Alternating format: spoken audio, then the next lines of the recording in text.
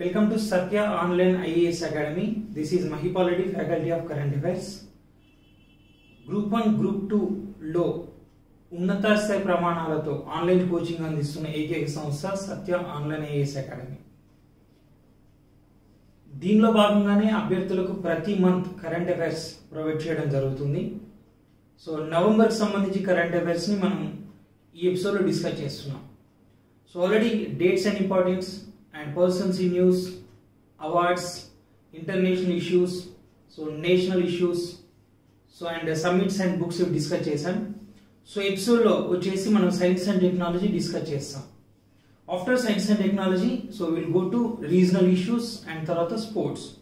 So total ga meeku 8 episodes lo ee total close avutundi. So దీనిలో first one science and టెక్నాలజీలో భాగంగా only the November నెలకు సంబంధించి మాత్రమే. సో అందుకని 20 to 30 minutes వచ్చిందంటే చాలా ఎక్కువ. సో వాషింగ్టన్ లో లైంగిక విద్య సో అనేది ఉంది. So sex education in Washington. America federal country. అక్కడ రక్షణ, ఆర్థిక, విదేశీ వ్యవహారాలు మాత్రం కేంద్ర ప్రభుత్వం చేతుల్లో ఉంటాయి. మిగతావన్నీ రాష్ట్ర ప్రభుత్వాల చేతుల్లోనే ఉంటాయి. ఈవెన్ న్యాయ వ్యవస్థ కూడా రాష్ట్ర ప్రభుత్వాల చేతుల్లో ఉంటుంది. కొన్ని రాష్ట్రాల్లో డ్రగ్స్ పండించడం అనుమతి, కొన్ని రాష్ట్రాల్లో నిషేధం. కొన్ని రాష్ట్రాల్లో ఉరిశిక్ష అమల్లో ఉంది, కొన్ని రాష్ట్రాల్లో ఉరిశిక్ష అమల్లో లేదు. సో అక్కడ అది వాళ్ళ చేతుల్లో ఉంటుంది. సో రీసెంట్ ఏంటంటే ఆధునిక జీవన పురోగమనంలో సో మనకి ఆహారపు అలవాట్లలో వస్తున్న మార్పుల వలన సో చిన్న చిన్న పిల్లల్లోని ఎత్తు ఎక్కువగా పెరగడం అండ్ సెక్సువల్ హార్మోన్స్ తొందరగా స్టిమ్యులేట్ కావడం. సో మగపిల్లలైతే చిన్న వయసులోనే గడ్డాలు మీసాలు రావడం, ఆడపిల్లలైతే రజస్వల కావడం, సో ఛాతీ పెరుగుదల, ఇలాంటి లక్షణాలు మనకి ఎక్కువ కనిపిస్తున్నాయి. అండ్ ఆధునిక సాంకేతిక పిల్లల చేతుల్లో ఉండడం వలన సో వాళ్ళు దాని గురించి ఒక క్యూరియాసిటీతో అడ్డదారులు తొక్కే ప్రమాదాలు కూడా ఉన్నాయి. అందుకని స్కూల్ టైం నుంచే సెక్సువల్ ఎడ్యుకేషన్ పట్ల అవగాహన కల్పించామనుకో సో అదొక క్యూరియాసిటీ ఐటమ్ లాగా కాకుండా అదొక జీవితంలో దాని ప్రియారిటీ ఏంటి, దాని ప్రొటెక్షన్ ఏంటి అనేది తెలుసుకుంటారు పిల్లలు. అంటే ఒకప్పుడు ఒక దశాబ్ద క్రితం ఎయిడ్స్ పైన అవగాహన కోసం ఎయిడ్స్ గురించి పాఠాలు మనకు ప్రవేశపెట్టారు భారతదేశంలో.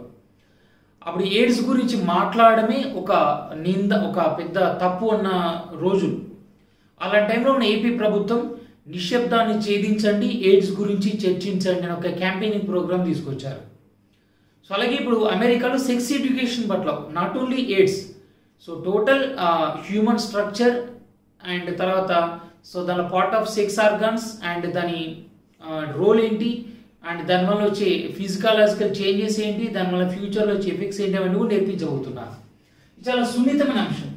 ఎందుకంటే 4 నుంచి 12వ తరగతి విద్యార్థులకు ఈ లెసన్స్ ప్రవేశపెట్టబోతున్నారు. 4th క్లాస్ అంటే మరీ చిన్న వయసు. సో అందుకని తల్లిదండ్రుల పర్మిషన్ ఉండాలి కదా. సో ఏంటంటే వాషింగ్టన్ వాళ్ళు రాష్ట్ర జనాభాలో 60% ప్రజల అభిప్రాయాలు డైరెక్ట్ తీసుకున్నారు. సో ఒక పేపర్ లాంటిది ఇచ్చి సో దానిలో వాళ్ళ అభిప్రాయాలు తీసుకున్నారు స్కోర్.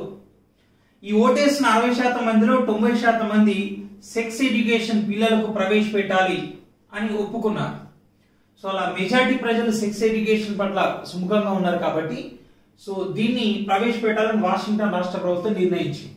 బట్ క్లాసెస్ మాత్రం 2022-23 అకాడమిక్ ఇయర్ లో సో ప్రవేశపెడతారు. 2022-23 అకాడమిక్ ఇయర్ ప్రవేశపెడతారు. So next one P8I. Very recent గా అంటే మనకి నవంబర్ 18th రోజు P8I అనే ఒక గస్తీ విమానాన్ని సో కేంద్ర ప్రభుత్వం ప్రవేశపెట్టింది. సో మన నౌకాదళం వాళ్ళు రీసెంట్ గా ప్రవేశపెట్టారు. సో P8I ని కనుక విస్తరిస్తే పోసిడాన్ 8I అని అర్థం వస్తుంది. 8I అని అర్థం వస్తుంది. ఇదేంటి? గస్తీ విమానం. మామూలుగా ఇప్పుడు సముద్ర జలాల లోపల మనకి సబ్మెరైన్, దీనే జలాంతర్గామి అనేది అడుగు భాగం నుంచి వెళ్తూ ఉంటుంది.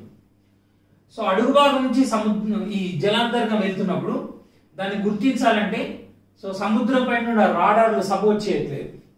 అలాగే లోపల ఉన్న జలాంతర్గంలో గుర్తించాలి, కష్టసాధ్యమైన పని. ఎక్కడో పాకిస్తాన్ తీరం నుండి సముద్రం లోపల నుంచి వచ్చి మన విశాఖపట్నం దగ్గర కూడా సో బాంబ్స్ వేసే అవకాశం ఉంటుంది. సో అందుకని ఈ సముద్రంలో సబ్మెరైన్స్ కనుక ఉన్నాయా లేవో తెలుసుకోవడం కోసం ఆ సముద్ర జలాలపైన ఎప్పుడు తిరిగే విధంగా ఒక గస్తీ విమానాన్ని ఏర్పాటు చేస్తున్నారు. అదే పోసిడాన్ ఐ. దీన్ని యుఎస్ఏ వాళ్ళు తయారు చేశారు. సో యుఎస్ఏ వాళ్ళు తయారు చేసిన విమానాన్ని నవంబర్ 18 రోజు భారత నౌకాదళంలో ప్రవేశపెట్టడం జరిగింది.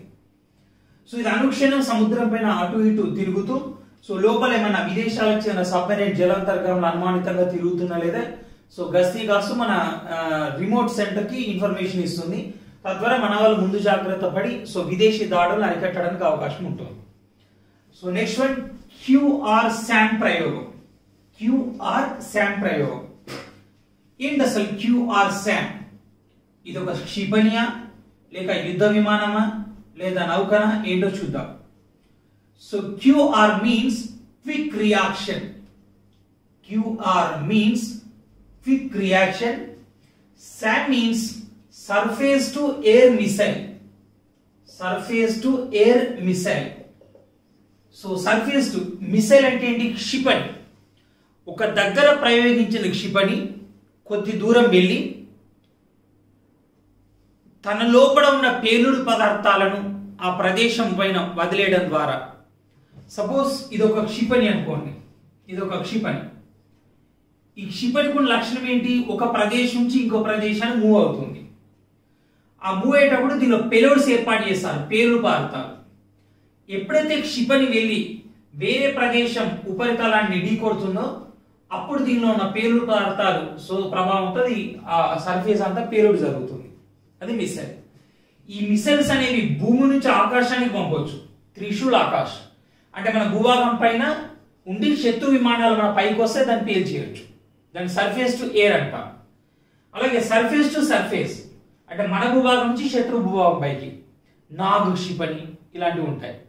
అలాగే సర్ఫేస్ నుంచి సముద్రం పైకి లేదా సముద్రం నుంచి సముద్రం పైకి లేదా సముద్ర అంతర్భాగంలో సాగరిక, నిర్భయ్ ఇలాంటి క్షిపణులు జలాంతర్గంలోకి పెట్టి వాడతారు. ఇది quick reaction surface to air అంటే భూమి నుంచి ఆకాశంలోకి ప్రయాణించే క్షిపణి అని అర్థం అన్నమాట. సో మామూలుగా ఏంటంటే దీన్ని వెరీ రీసెంట్ గా నవంబర్ 8 రోజు మనకు ఒడిశాలోని చాందీపూర్ లో గల ఇంటిగ్రేటెడ్ టెస్ట్ రేంజ్ లో దీన్ని ప్రయోగించడం జరిగింది. సో ఇది మనకి అప్రాక్సిమేట్ గా వచ్చేసి 4.7 మ్యాక్ల వేగాన్ని అందుకుంది. సో ధ్వని వేగాన్ని మ్యాక్లలో కొలుస్తాం. 4.7 అంటే ధ్వని వేగం కన్నా సుమారు 5 రెట్ల వేగంతో క్షిపణి వెళ్ళి దాడి చేయగలుగుతుంది. సో అది దీని స్పెషల్ అంటే మాక్సిమం స్పీడ్. అది ప్రతిసారి అంత స్పీడ్ ను రీచ్ అవుతుందని కాదు. సో నెక్స్ట్ వచ్చేసి ఏంటంటే మనకు బ్రహ్మోస్ భూతల వెర్షన్ అని అన్నాం. అసలు ఏంటి బ్రహ్మోస్ చూద్దాం. భారతదేశంలో ప్రతిష్టాత్మక నది బ్రహ్మపుత్ర. సో ఆ బ్రహ్మపుత్ర నుంచి బ్రాహ్ అనే పేరు వచ్చింది, బ్రహ్మపుత్ర. ఇక రష్యా రాజధాని మాస్కో అనేది మాస్కోవా నది ఒడ్డున ఉంది. సో రష్యా అనేది మాస్కోవా.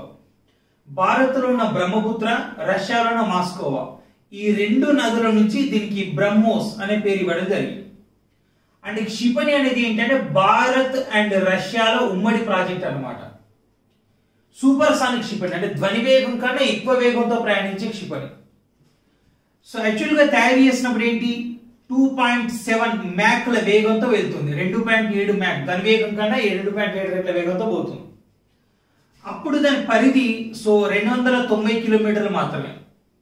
కానీ ప్రస్తుతం దీని పరిధిని 800 కిలోమీటర్ల నుంచి 1500 కిలోమీటర్ల వరకు పెంచాలని చూస్తున్నారు అనమాట. ఆల్రెడీ భారతదేశం క్షిపణులను చిలీ లాంటి దేశాలకు అమ్మకాలు కూడా చేస్తుంది. అయితే ఈ క్షిపణిని సో నవంబర్ 24న అండమాన్ నికోబార్ దీవుల నుంచి ప్రయోగించారు. అండమాన్ నికోబార్ దీవుల నుంచి ప్రయోగించడం జరిగింది. సో మనకి నవంబర్ 24న ప్రయోగించారు. యాక్చువల్గా 2020 అక్టోబర్ 9లోనే సో దీన్ని సుకోయ్ యుద్ధ విమానం కూడా పరీక్షించడం జరిగింది. సో పూర్తి స్థాయిలో ఇప్పుడు దీన్ని నౌకాదళం నుంచి ప్రయోగించవచ్చు, విమానాల నుంచి ప్రయోగించవచ్చు, భూతల వెర్షన్ కూడా ప్రయోగించవచ్చు. సో ఏ రకమైన సరే భారతదేశం మొట్టమొదటి సూపర్ సానిక్ క్షిపణిగా సో దీనికి చెప్తూ ఉంటాం. So next one